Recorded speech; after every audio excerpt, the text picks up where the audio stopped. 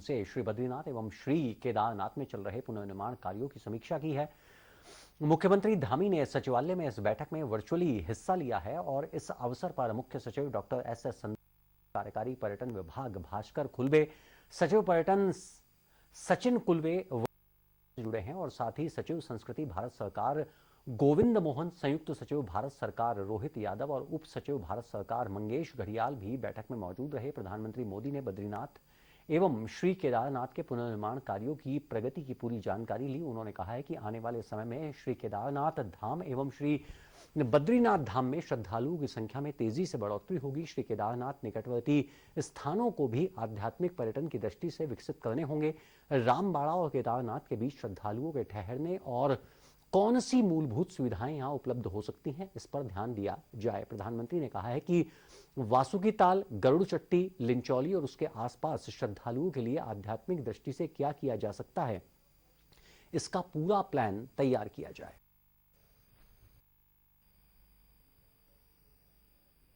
और बैठक के बाद मुख्यमंत्री धामी ने क्या कुछ कहा है, आइए आपको सुनवाते हैं।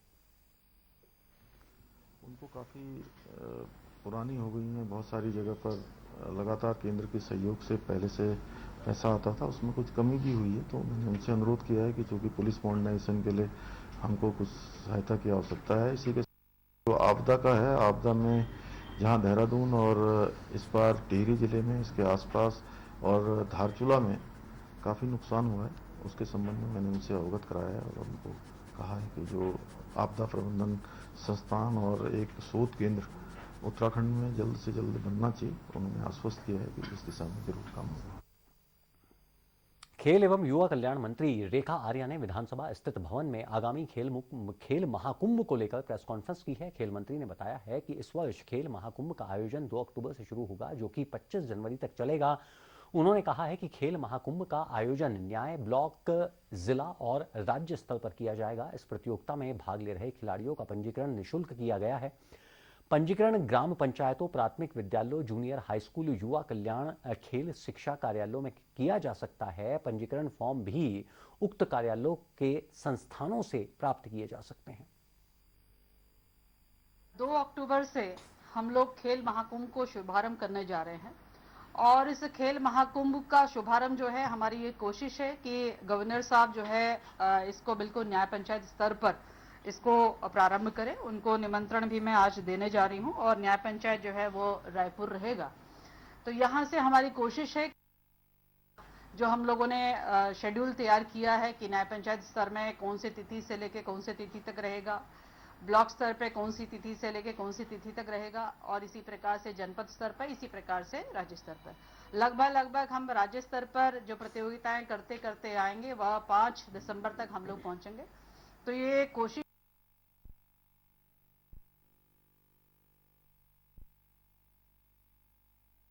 के तहत 8 वर्ष कोशिश है कि उस 8 वर्ष के बच्चे को वहां से पिक करना और साथ साथ में अन्य बच्चे जो खेल महाकुंभ स्तर पर हो रही है उसमें वो करते करते जनपद से और स्टेट तक का अपना हमारे अथवा बालिकाएं हों उनको समान अवसर खेल का मिल सके, एक खेल का वातावरण तैयार कर सके। जिस प्रकार से खेल छात्रवृत्ति हम लोगों ने जारी करी थी, ठीक उसी प्रकार से अब हमारी कोशिश है कि अवसर भी उनको लगातार मिलते रहे। तो खेल परिचायक है और मैं मानती हूं कि इसमें लगभग 2.5 लाख हमारे बालक बालिकाएं इसमें प्रतिभाग करते हैं। यह पूर्ण कोई संस्थानों से उसको प्राप्त किया जा सकता है। युवा कल्याण के हमारे जो भी कार्यालय है वहां से भी यह प्राप्त किया जा सकता है। जियो गया है कि यह 19 तारीख इसका जियो जारी हो गया है, तो यह लगातार जो है फॉर्म भरने का जो है प्रक्रिया गतिमान कर दी गई है।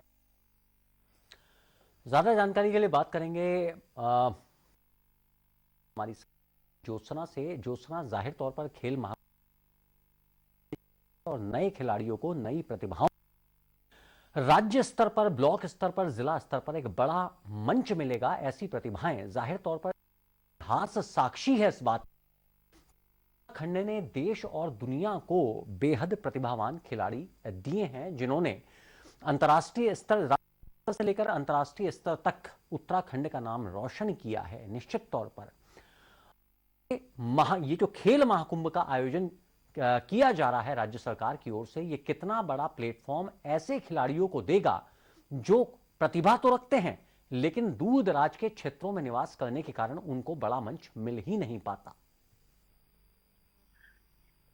अनुज, देखिए ये सरकार की बड़ी पहल है और मैं आपको बता दूं कि त्रिवेंद्र रावत सरकार के समय पर जब खेल मंत्री अरविंद पांडे थे, उनकी ये सोच थी, उनका विजन था, उन्होंने खेल महोत्सव का शुरू किया था, खेल महाकुंभ का। जिस तर्ज पर केंद्र में खेलो इंडिया चलाया गया, केंद्र सरकार ने इसके माध्यम से हर राज्य से, सुदूरवर्ती इलाके से वास्तव में जो खेल प्रतिभाएं हैं उनको चयन करने का फॉर्मूला निकाला था।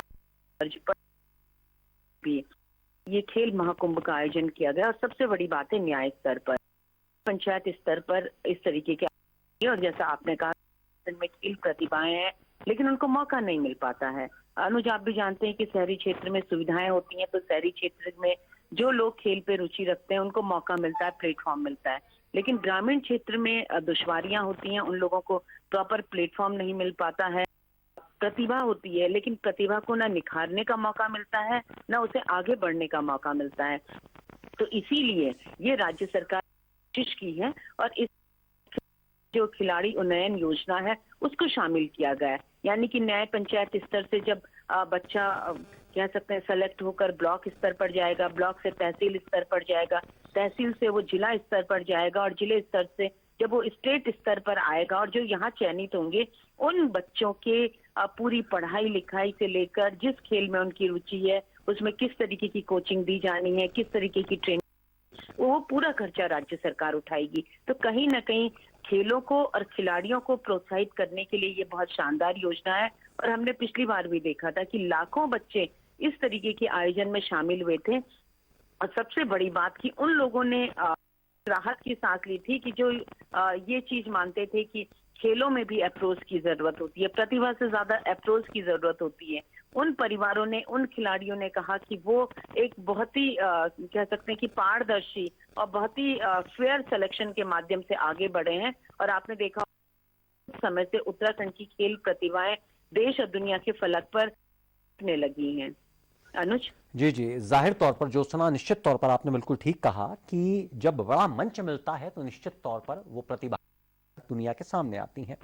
बहरहाल ज्योत्सना बनी रही हमारे साथ और हम अब रुक करेंगे एक और बड़ी खबर का। प्रदेश के पशुपालन मंत्री सौरभ बहुगुणा द्वारा पशुओं में फैल रहे लंपी रोग के संबंध में विधानसभा स्थित कक्ष में पशुपालन विभाग के अधिकारियों के साथ समीक्षा बैठक की गई है। उन्होंने बताया है कि उत्तराखंड में अब तक कुल 20,500 केस पंजीकृत किए गए हैं, जिसमें से 8,028 पशु पूर्ण रूप से स्वस्थ हो चुके हैं और 341 पशुओं की इस बीमारी से अब तक मौत हुई है।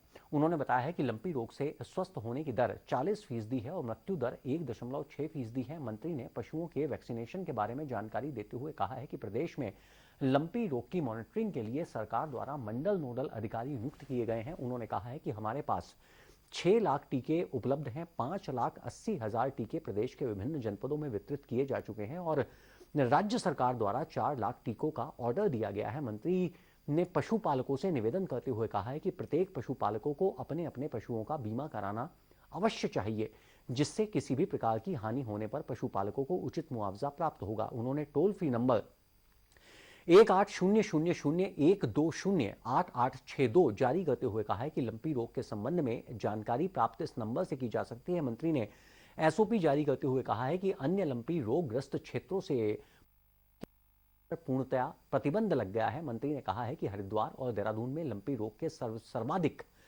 ये प्रभावित जिले हैं, जिसमें से हरिद्वार में 11,350 और देहरादून में 6,383 लंपी रोग के पंजीकृत।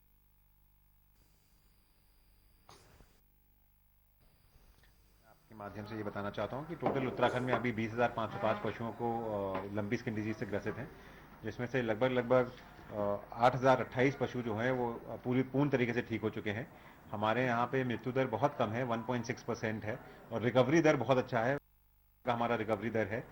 हमारे पास वैक्सीनेशन की कोई कमी नहीं है। हम ऑलरेडी 5,48,000 वैक्सीन इस वक्त पूरे हर जिले में, टोटल उत्तराखंड के 13 जिलों में बांट चुके हैं।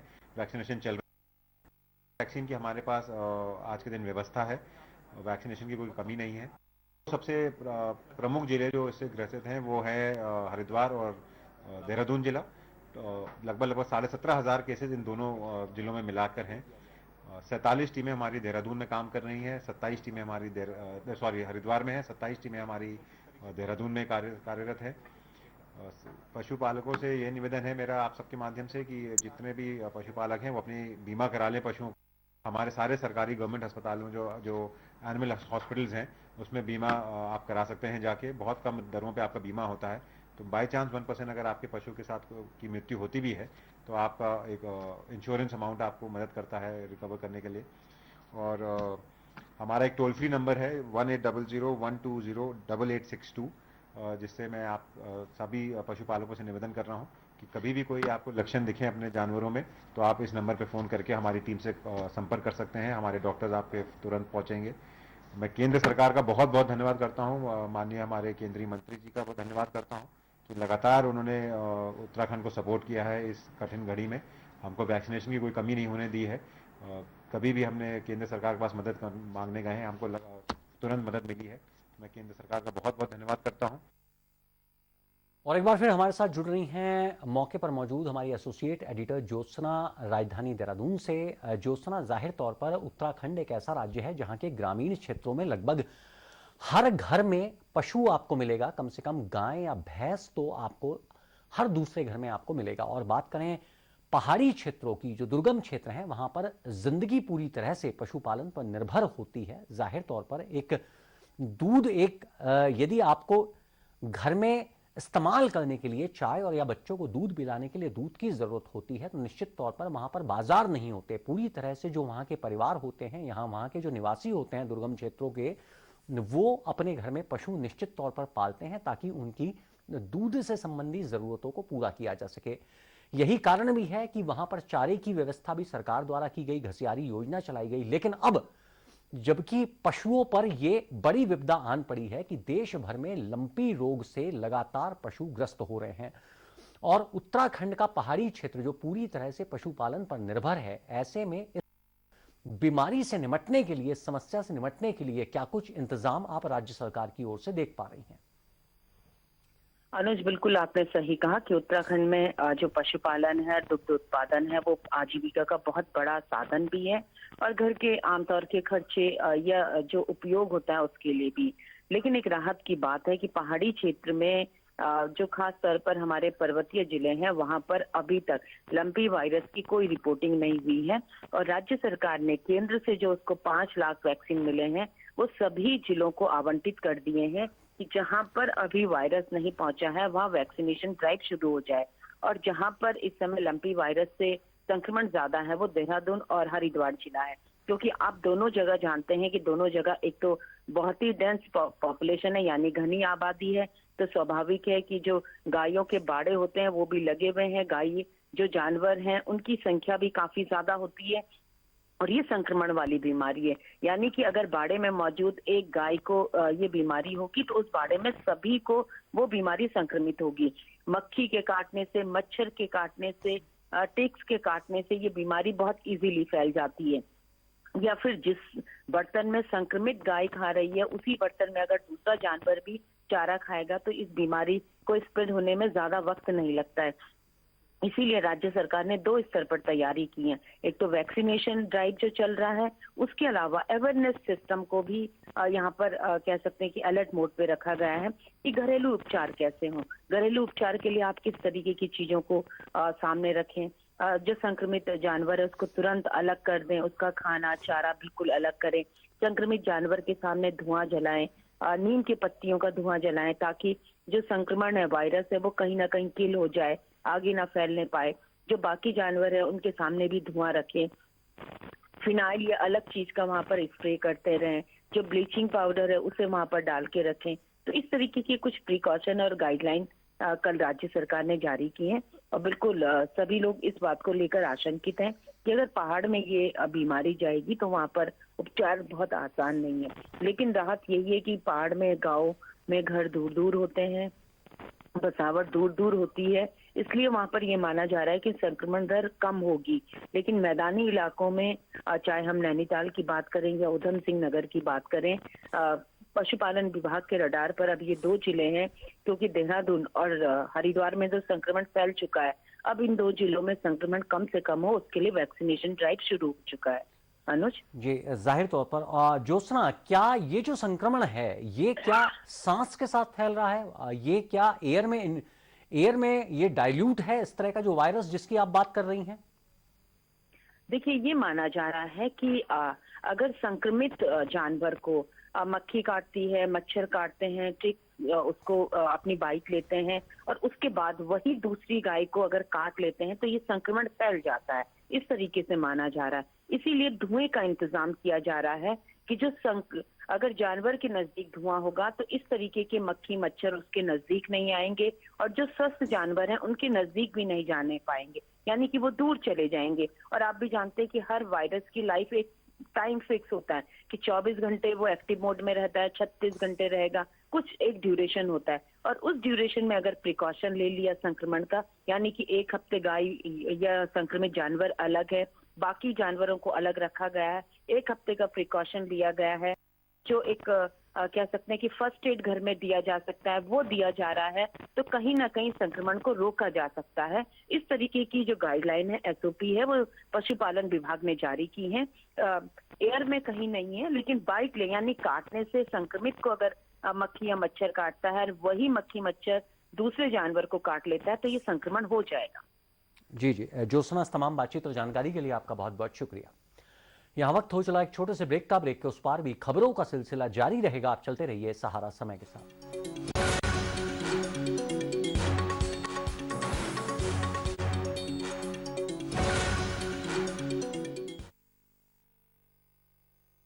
एक स्वस्थ समाज का निर्माण होता है स्वस्थ परिवार से, और परिवार को स्वस्थ रखने की जिम्मेदारी होती है माताओं की। इसके लिए माताओं का स्वस्थ रहना बेहद जरूरी है। इसी उद्देश्य से प्रदेश की महिलाओं के स्वास्थ्य की देखभाल का बीड़ा उठाया है उत्तराखंड सरकार ने।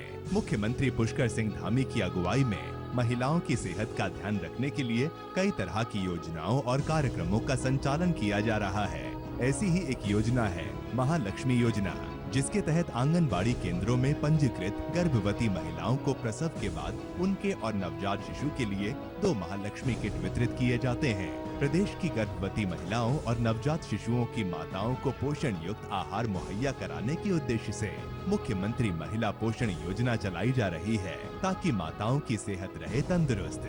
इसके अलावा केंद्र सरकार के प्रधानमंत्री मातृ वंदना योजना के अंतर्गत लाभार्थी महिलाओं को योजना का लाभ दिया जा रहा है। इसके लिए सीधे उनके खाते में लगभग 2.5 करोड़ रुपए की धनराशि डीबीटी के माध्यम से ट्रांसफर की जा रही है। मुख्यमंत्री आंचल अमृत योजना और मुख्यमंत्री बाल पोषण योजना के माध्यम से आंगनबाड़ी केंद्रों में लाखों बच्चों को पौष्टिक भोजन, दूध, फल और अंडे का आहार देकर माताओं के साथ उनके बच्चों के स्वास्थ्य की भी देखभाल की जा रही है। माताओं की से पौष्टिक आहार, मातृशक्ति का मान बढ़ा रही उत्तराखंड सरकार।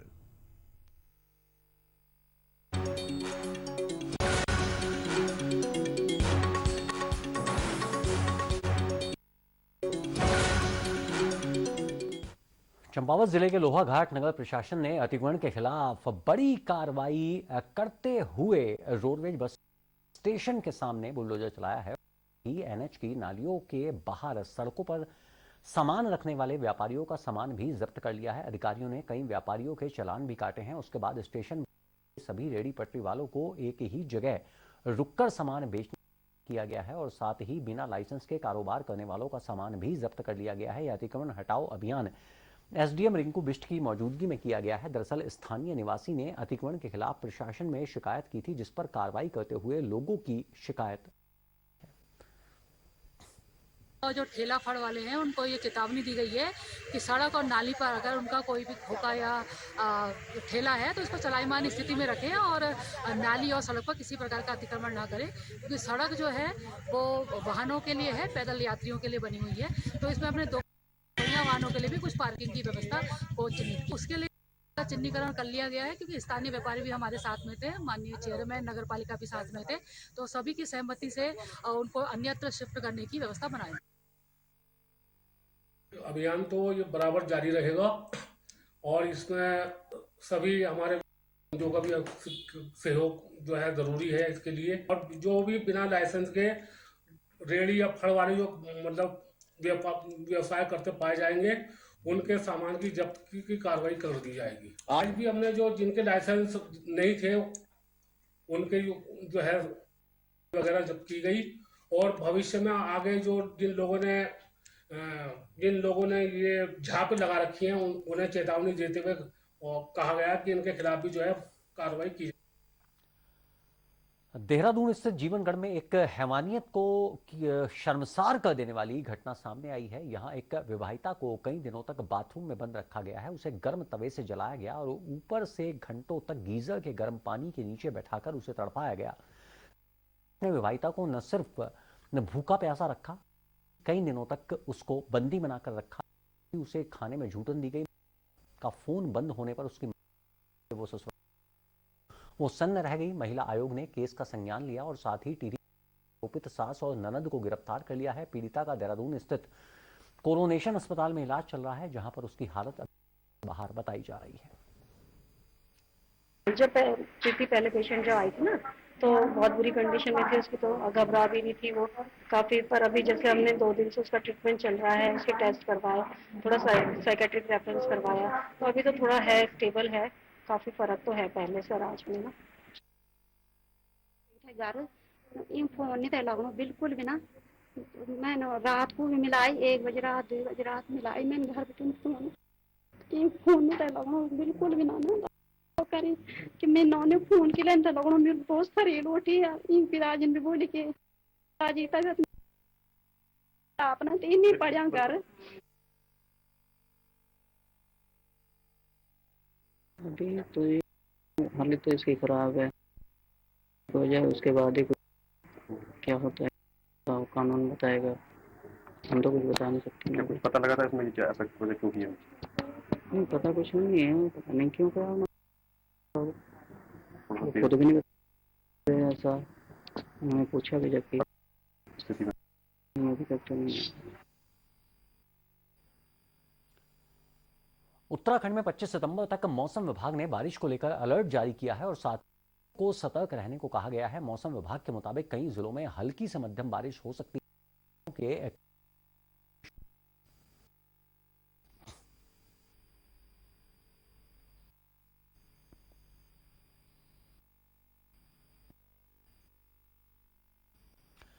हरिद्वार 2 दिन जिससे शहर का बुरा हाल है। जगह जगह पानी भरने से जनजीवन बुरी तरह प्रभावित हो रहा है। नदी अपने जिससे पूरा क्षेत्र अलर्ट मोड पर इस वक्त। ताजा अपडेट के लिए हरिद्वार से चुके हैं हमारे संवाददाता स्वरूप पुरी। स्वरूप, किस तरह के हालात इस वक्त वहां बाढ़ के चलते बने हुए हैं?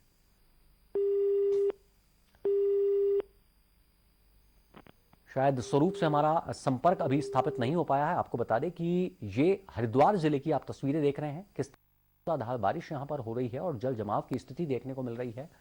और अमूमन जो रिहायशी इलाके हैं वहां पर भी इस तरह की स्थिति देखने को मिल रही है। जाहिर तौर पर लोगों का जीना हो गया है, आवागमन बाधित है निश्चित तौर पर, और ऐसी हालत होती है, जल जमाव होता है, जाम भी दिखाई देती है। निश्चित तौर पर निकलने वाले लोगों को भी भारी परेशानियों का सामना करना पड़ रहा है। और जाहिर तौर पर मौसम विभाग की जो अलर्ट जारी किया गया है, भारी बारिश क्या है, अभी से यहां पर हालात ये हैं तो आप अंदाजा लगा सकते हैं कि 25 सितंबर तक हालत यहां क्या होगी। और यही वजह भी है कि प्रशासन ने यहां पर पूरे शहर को अलर्ट मोड पर रखा है। आप देख रिसवासन नदी यहां पर अपने जो अपना रौद्र रूप इस वक्त दिखा रही है। स्वरूप पुरी हमारे साथ जुड़े गए हैं धर्मनगरी हरिद्वार से। स्वरूप, किस तरह का आप हालात इस वक्त वहां पर देख पा रहे हैं और इन हालात से निपटने के लिए प्रशासन की ओर से जो इंतजाम किए गए हैं वो कितने काफी हैं? देखिए अनुज, अपने दर्शकों को बताएंगे पिछले 2 दिनों से जो है रुक रुक कर बारिश हो रही थी और आज तड़के 3 बजे से जो है बारिश जो है मूसलाधार रूप में परिवर्तित हो गई। बारिश के मूसलाधार हो जाने के बाद जो है शहर के जो हालात है, जनजीवन पूरी तौर पर अस्त व्यस्त हो गया। अगर हम पहुंच या फिर ग्रामीण क्षेत्रों की बात, जगह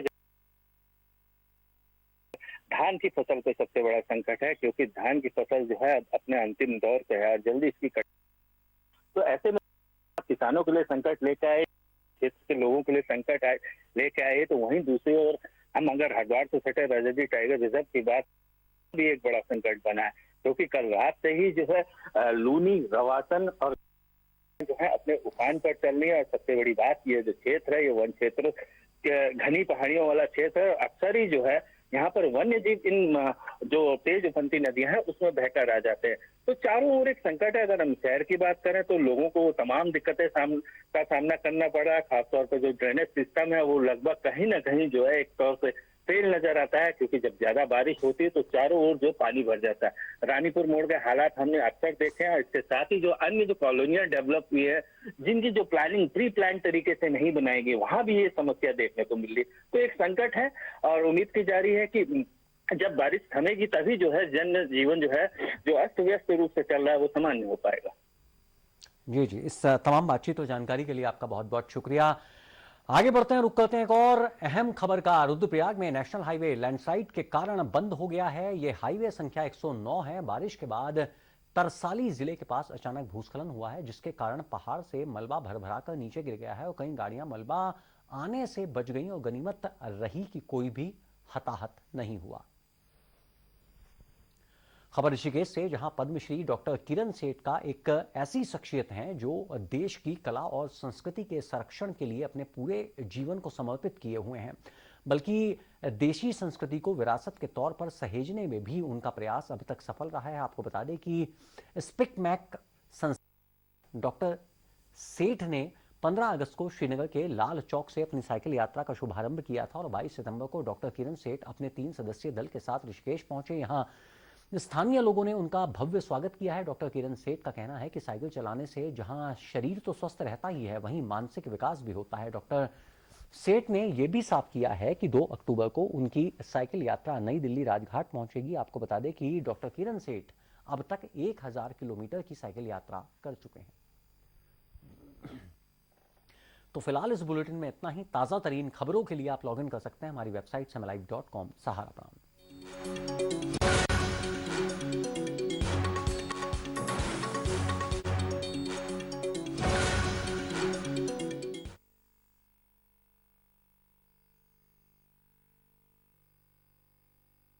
University with 70 plus professional experience, 50 plus members, 41 in PhD programs, 100 plus laboratories, 125 courses to study, 100 acres of university campus. Welcome Guru Ram University, Dehradun.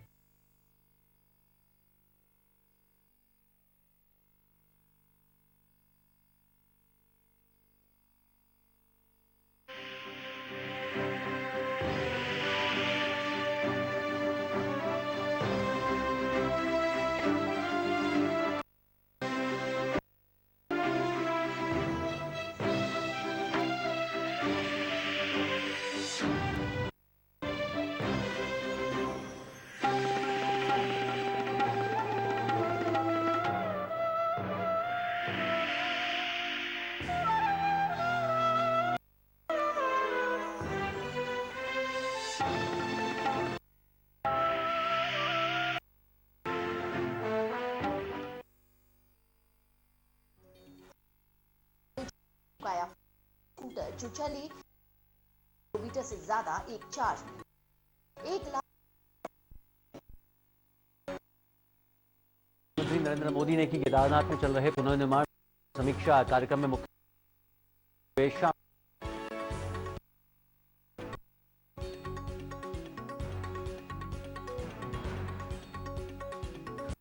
से 25 तक होगा खेल महाकुंभ एवं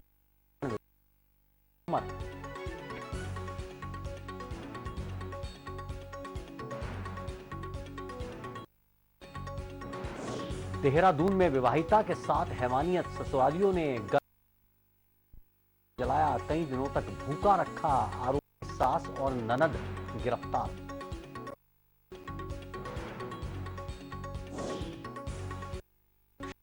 लाल चौक से साइकिल पहुंचे पद्मश्री डॉक्टर किरण सेठ, लोगों ने